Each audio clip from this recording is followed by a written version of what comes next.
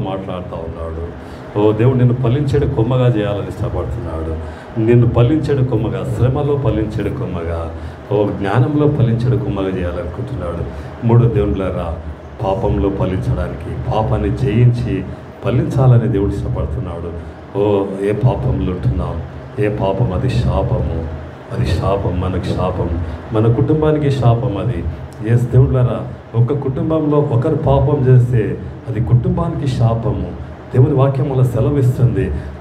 ఎందుకంటే ఒక కుటుంబం, తండ్రి, తల్లి, భార్య, పిల్లలు, ఒక కుటుంబం. అది ఒక కుటుంబము, అది దేవుని కుటుంబము. దేవుని కుటుంబంలో దేవుళ్ళారా, వాళ్ళు పరిశుద్ధులుగా ఉండాలి, మనం నీతిమంతులుగా ఉండాలి, మనము జీవం కలిగిన దేవుని బిడ్డలంగా ఈ లోకంలో ఆయన పరిశుద్ధులు కనుక మనం పరిశుద్ధంగా జీవించాలి. అదే మనల్ని చూస్తున్నాడు దేవుడు, అదే దేవుడు మనల్ని చూస్తున్న దేవుడు.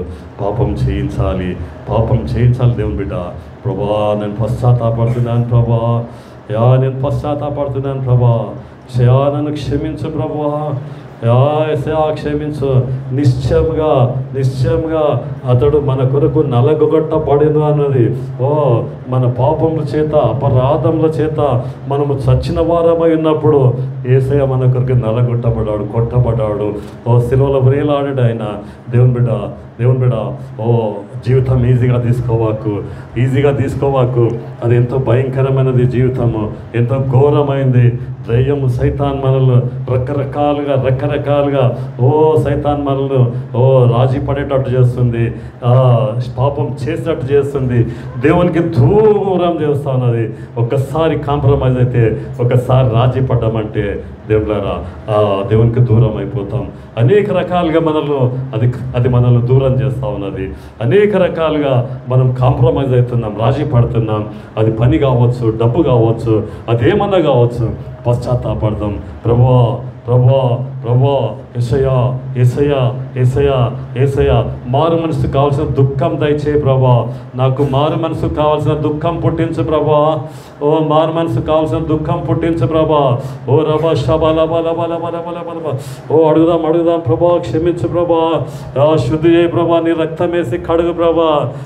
ఎస్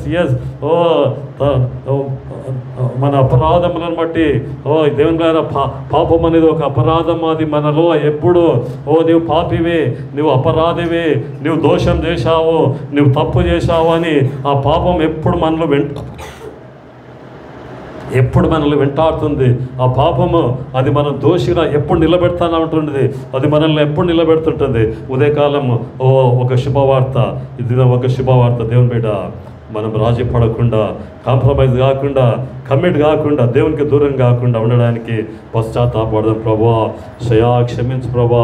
ఎవరు చూస్తలేరు అనుకోలేదు ప్రభా. యోసేపు ఎవరు చూడకున్నా కానీ ప్రభా పాపాన్ని జయించాడు. యోసేపు ముందల పాపం ఉన్నప్పటికీ ప్రభా జయించాడు. నా ముందల కూడా ఉంది ప్రభా, డబ్బు అనే పాపం ఉన్నది, అందం అనే పాపం ఉన్నది, ఐశ్వర్యం అనే పాపం ఉన్నది ప్రభా, హోదా అనే పాపం ఉన్నది. నీవు లేకుండా వద్దు ప్రభా. యేసయ్యా ఆ పాపాన్ని జయించి ప్రభా, యేసయ్యా క్షమించు ప్రభా. శక్తి బలం దయచే ప్రభా. విశ్వాసం ఈ ప్రభా. క్షమించు ప్రభా. యేసయ్యా క్షమించు ప్రభా. నా అపరాధములని క్షమించు ప్రభా.